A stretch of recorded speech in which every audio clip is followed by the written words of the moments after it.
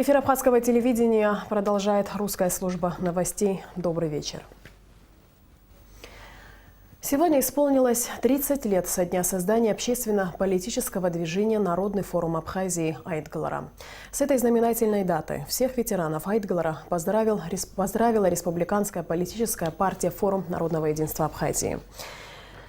13 декабря 1988 года в политической истории нашей страны произошло значительное событие, заметно повлиявшее на процесс борьбы абхазского народа за восстановление своей государственности.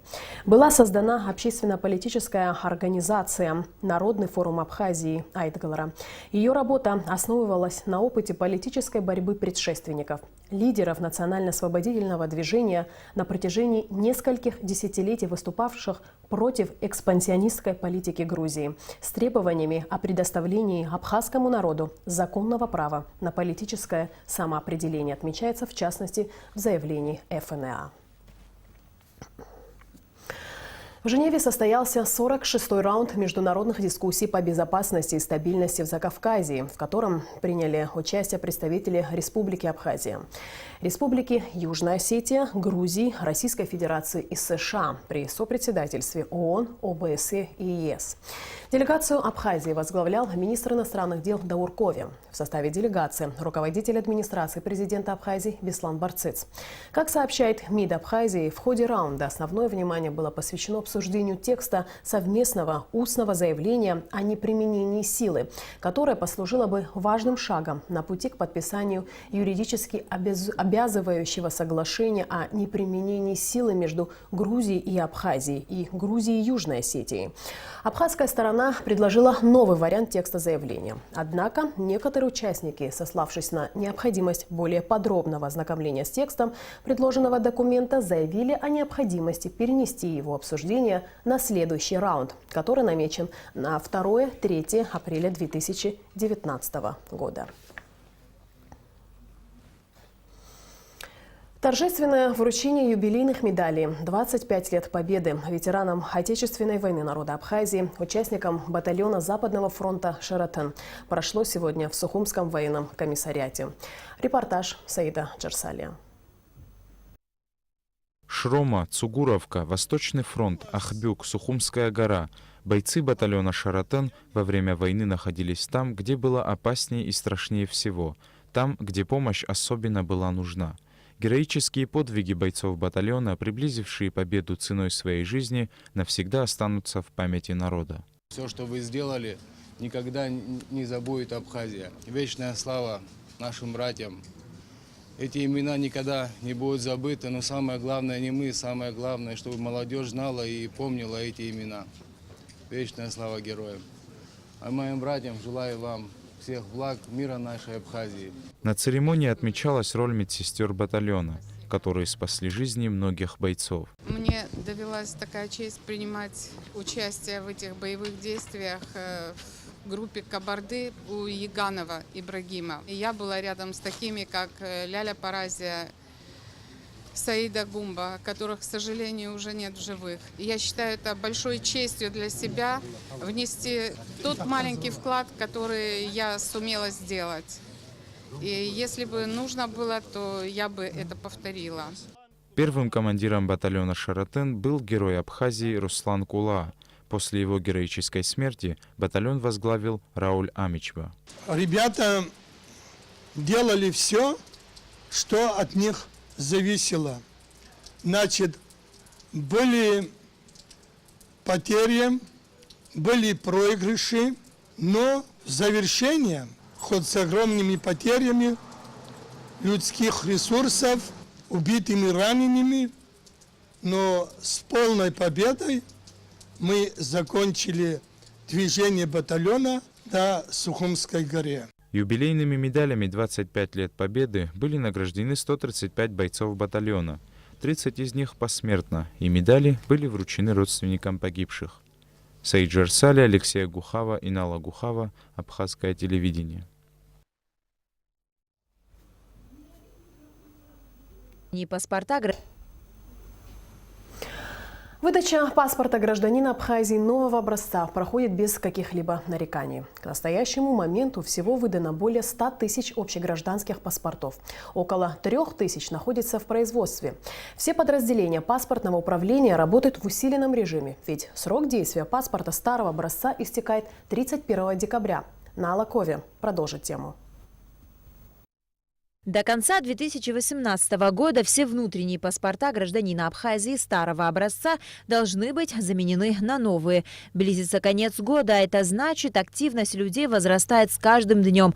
Процесс получения нового бланка паспорта на сегодняшний день проходит без каких-либо трудностей. Все подразделения паспортного управления работают в усиленном режиме, говорят в МВД.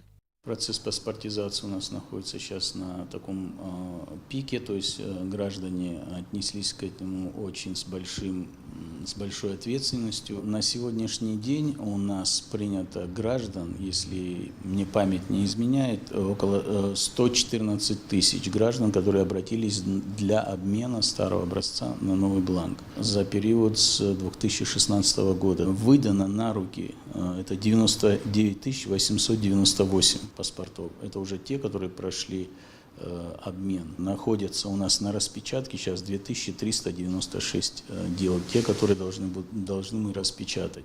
Сотрудники паспортного управления занимаются обработкой данных граждан, которые прибыли в течение дня на обмен. Выдача документов сейчас проходит в ускоренном режиме, так как на днях резерв был пополнен дополнительным объемом расходных материалов. Инспекторы занимаются обработкой данных граждан в течение всего рабочего дня с 9 до 6 вечера, а в случаях необходимости остаются и до 20 часов. В связи с возросшим количеством обращений граждан и для бесперебойного приема, обработки и выдачи документов паспортные службы республики теперь работают и в субботу. Бывает, что мы остаемся и до 7, и до 8 вечера, если у нас не хватило времени в рабочее время. Девочки все работают очень хорошо, я считаю, не жалея своих сил. Паспортизация идет в обычном режиме, население очень активно приходит к нам. 5298 паспортов нами уже выданы в руки гражданам, 330 паспортов у нас готовы к выдаче. Также есть возможность любому гражданину, не выходя из дома, узнать, готов ли его паспорт. Информационный сервис размещен на официальном сайте МВД. При приеме пакета документов в обработку в каждом паспортном подразделении гражданину выдается уникальный 19-значный код, по которому он может проверить состояние готовности к выдаче своего документа. Данный сервис введен для удобства граждан, исключает периодические приезды людей в паспортные подразделения за информацией. Работники паспортного управления отмечают, что нередки случаи, когда граждане долгое время не приходят за готовым паспортом. На сегодняшний день в паспортном отделе по городу Сухум отмечается низкая явка за уже готовыми паспортами.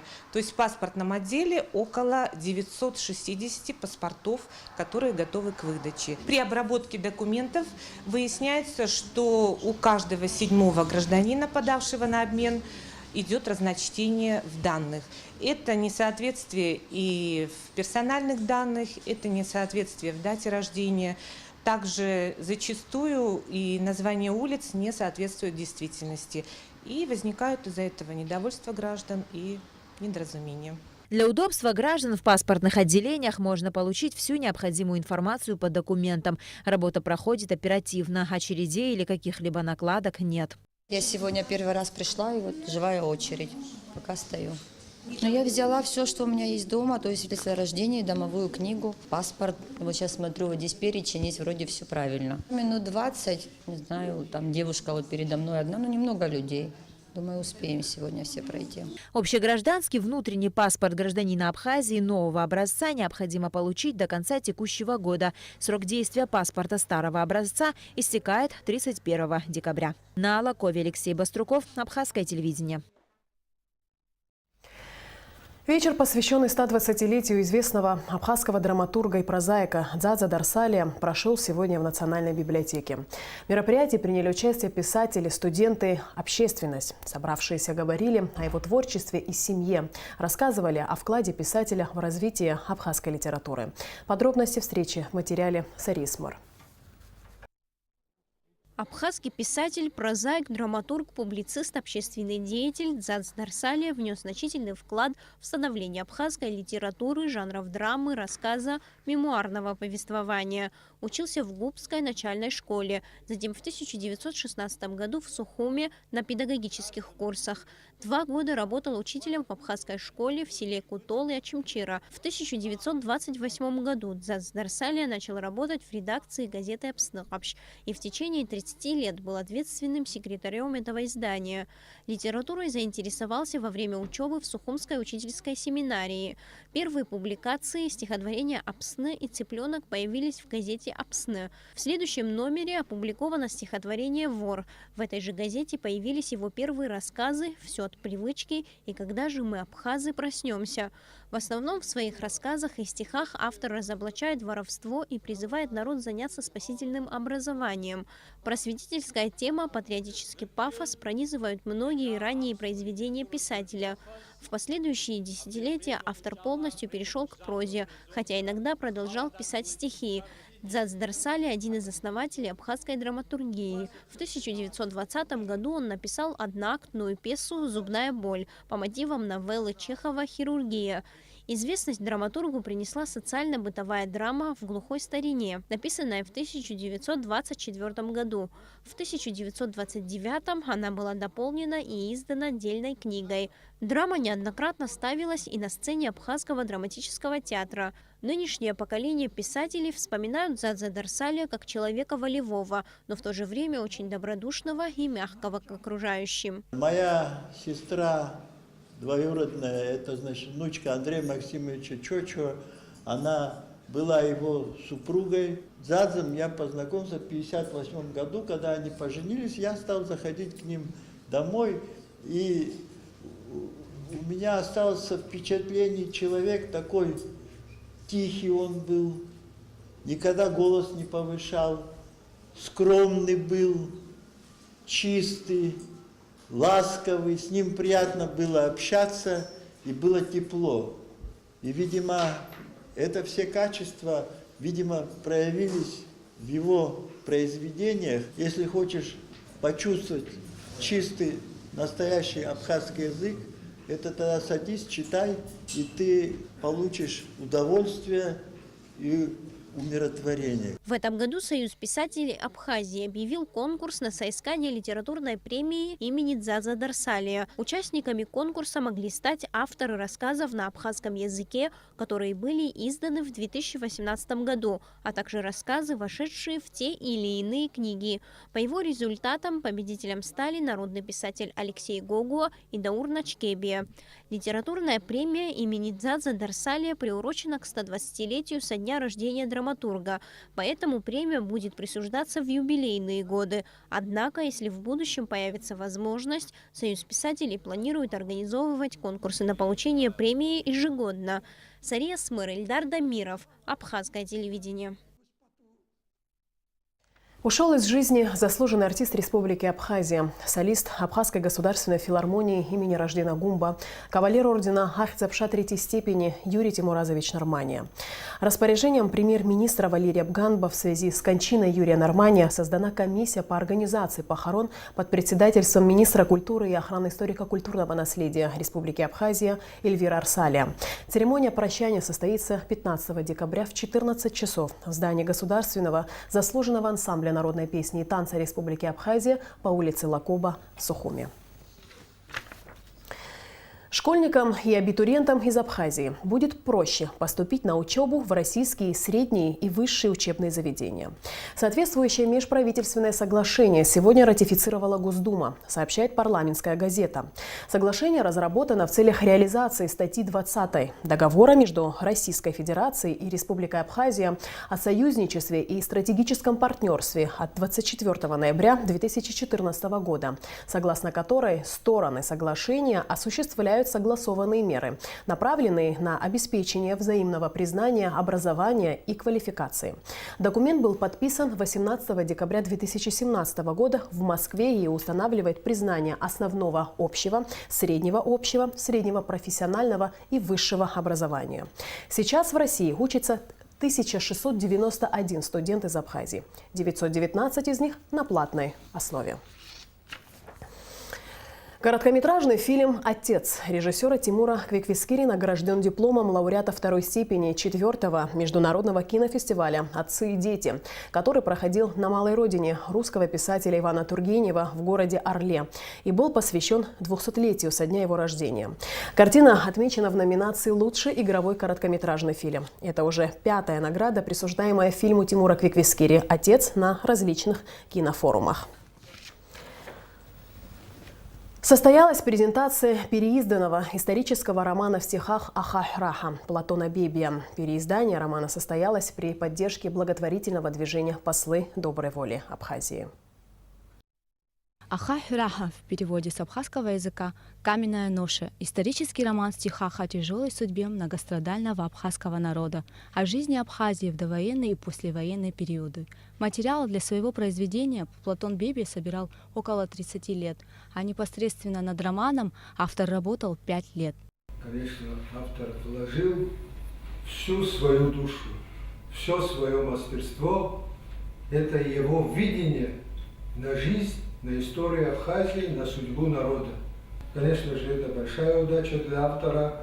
Я бы сказал, такого мастера, литератора, творца. Конечно, он пишет, и еще книги издавались после этого, еще будут издаваться, но для него смысл всей его жизни, я думаю, что этот роман. На страницах романа описаны факты из жизни таких исторических личностей, как Нестора Исарий Лакоба, Дмитрий Гулия, Татаща Маршан и других. Особое внимание автор уделяет махаджирству, так как этот период в истории является большой трагедией для нашего народа. Для Платона Бебия и его отца мысли о махаджирстве являлись той самой каменной ношей, о которой говорится в тексте. Каждый вечер выходил на балкон и смотрел на море. И мне всегда казалось, что там что-то есть. И мне всегда было неловко его спрашивать, зачем он это делает. А в предисловии к роману его дед каждое утро встает и выходит на море.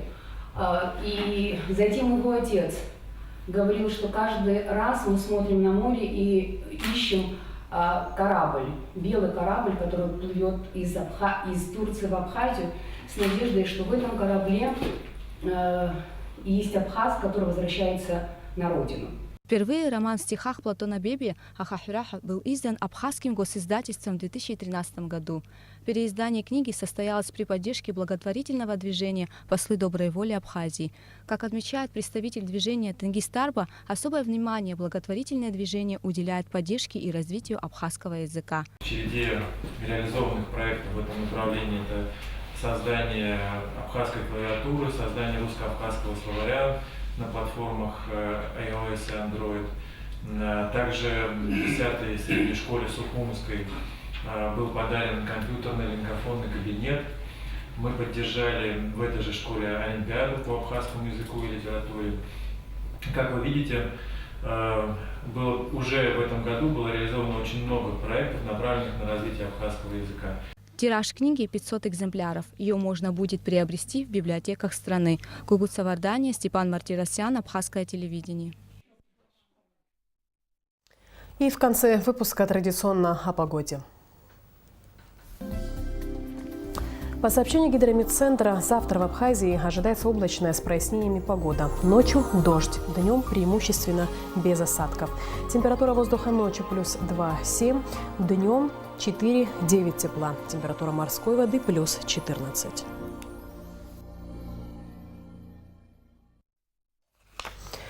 На этом наш выпуск завершен. Всего доброго и до встречи в эфире.